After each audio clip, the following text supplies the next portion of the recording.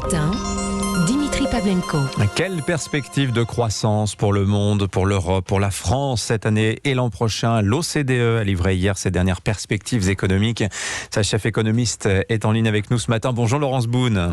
Bonjour Dimitri. Bienvenue sur Europe 1. Alors pour cette année, je note que ça a pas mal bougé par rapport à vos dernières prévisions, mais c'est assez normal compte tenu de ce brouillard que fait encore peser le Covid sur l'économie mondiale. En termes de croissance, Laurence Boone, bonne nouvelle, on revient sur la trajectoire de croissance que vous aviez dessinée avant Covid, fin 2019. On est en train d'effacer la crise ?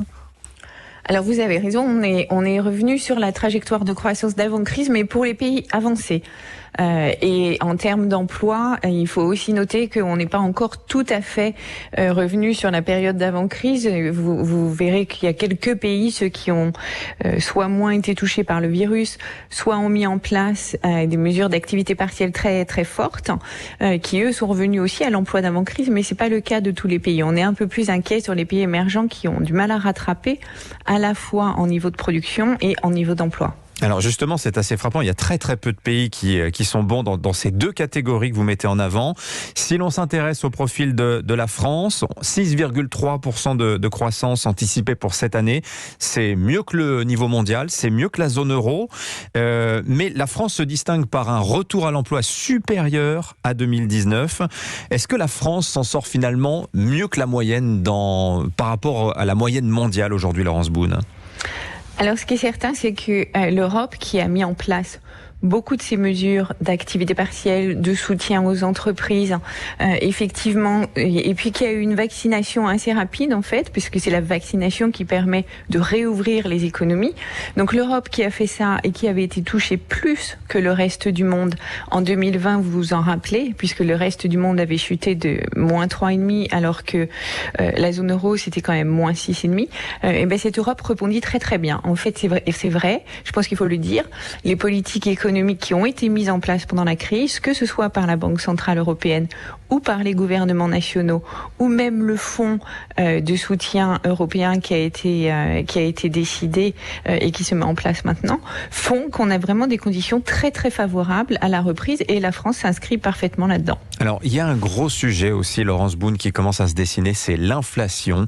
L'inflation très inégale d'une région du monde à l'autre. Est-ce que vous avez une religion sur le sujet ? Cette inflation est-elle transitoire ou on peut considérer qu'elle pourrait être pérenne ? Le débat n'est pas tranché, hein ? Absolument. J'évite d'avoir des religions sur quelque sujet que ce soit, surtout dans des périodes aussi incertaines que celle-ci. Mais vous avez raison de souligner que c'est très incertain. En fait, ce qu'on voit quand même, c'est que la première chose, dans les prévisions que nous avons fait, et effectivement pour la première fois dans ce type de prévision intérimaire, on fait des prévisions d'inflation parce que ça intéresse tout le monde, vous en êtes la preuve. Nous projetons quand même l'inflation en hausse cette année par rapport à ce qu'on avait envisagé en mai. En revanche, on voit qu'elle ralentit dès 2022, dès le deuxième trimestre 2022 à peu près. La question qu'il faut se poser pour savoir si elle est transitoire ou pas, comme vous savez, c'est de regarder quels sont les facteurs à l'origine de l'inflation. Et très rapidement, on peut dire qu'il y a trois choses. La première, c'est il y a toujours des contraintes à la fois dans la production, mais aussi dans la distribution de la production, ce transport de soit bien produits finis, soit de matières premières, parce qu'il y a du virus partout dans le monde. Donc il y a des ports qui sont fermés, il y a des bateaux qui peuvent pas bouger. Donc ça, le remède, c'est de vacciner pour pouvoir arriver à réouvrir les économies totalement et que cette source d'inflation baisse. Ça, c'est la première chose. La deuxième chose, c'est que beaucoup d'entreprises n'avaient pas en fait prévu l'ampleur de la reprise. Vous voyez ça, par exemple, dans le secteur automobile. Bon, ça, une fois que les personnes, vous et moi, auront peut-être racheté une voiture, qu'elle soit d'occasion ou nouvelle, ça va aussi se tasser un peu. En revanche, dans certains domaines, comme les semi-conducteurs, ça risque de continuer puisqu'on a changé nos façons de travailler. Mais ça, à nouveau, c'est une source d'inflation qui devrait aller en s'atténuant. Et puis, la troisième chose, c'est que la demande, que ce soit le revenu des ménages, la consommation des ménages, celle des États, elle a été très soutenue par la politique budgétaire, on en parlait tout à l'heure, mais ça aussi c'est en train de changer. Toutes les mesures d'urgence se retirent, donc à nouveau cette source-là devrait effectivement s'atténuer. Et si vous m'autorisez juste 10 secondes, bien sûr. Évidemment, là où on dit attention, c'est pour que tout se normalise comme je viens de vous le décrire, il faut que l'activité économique reprenne partout dans le monde de façon presque aussi normale que ce qu'on a en France. Et pour ça, il faut que le reste du monde soit vacciné, puisqu'en fait aujourd'hui les pays avancés le sont, mais les pays émergents ou à bas revenus ne le sont pas.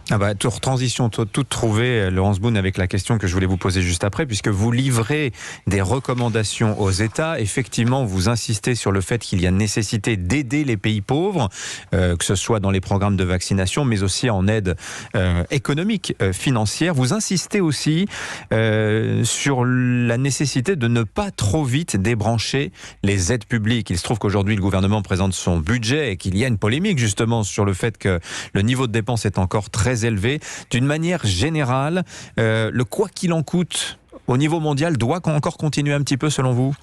Alors, c'est une très très bonne question, puisque une des difficultés avec cet exercice de prévision, c'est que beaucoup de pays, comme vous l'avez souligné au début, sont dans des situations assez différentes. Donc faire des recommandations très génériques, c'est assez compliqué. En ce qui concerne la vaccination et le soutien aux pays émergents et aux pays à bas revenus, ce que vous avez bien en tête, j'en suis sûre, et qu'il faut vraiment garder en tête, c'est que tant que le monde n'est pas vacciné, tant que le monde n'est pas à peu près immunisé contre le Covid, on aura des ports qui vont se fermer, des routes qui sont fermées, des frontières qui sont fermées, des gens qui peuvent pas les travailler ailleurs, et ça pose de vrais problèmes, notamment dans des secteurs comme l'agriculture, par exemple. Donc ça, c'est vraiment la première politique économique qu'il faut recommander, pour le coup celle-ci, à tous les gouvernements. La deuxième chose, on a vu, et c'est une bonne chose, que les gouvernements ont appris de la crise financière et donc effectivement poursuivent le soutien en 2022. Maintenant, on dit deux choses là-dessus. La première chose, c'est bien sûr les mesures d'urgence qui recouvraient largement toute l'économie et qui ont marché. On n'est plus dans cette période d'urgence, donc celle-ci, il faut les retirer. Et la deuxième chose, c'est il faut commencer à penser à budgétairement, comment est-ce qu'on va traiter le sujet de la transition énergétique qui va coûter de l'argent, de la transition numérique et puis bien sûr du vieillissement. Et là, nos recommandations, si on fait des recommandations générales, c'est de dire, quand on fait du soutien d'urgence, il ne faut pas que ce soit des mesures pérennes, mais des mesures qu'on puisse retirer quand on n'a plus besoin d'urgence. Et la deuxième, c'est qu'il faut que les gouvernements commencent dès aujourd'hui, non pas à retirer le soutien, mais à expliquer et organiser comment ils vont faire dans la période qui vient pour passer de cette période de crise à une période où on va devoir s'occuper de la transition énergétique et du vieillissement des populations. Merci Laurence Boone d'avoir été sur Europe 1 ce matin. Je rappelle que vous êtes la chef économiste de l'OCDE. Il est 6h50.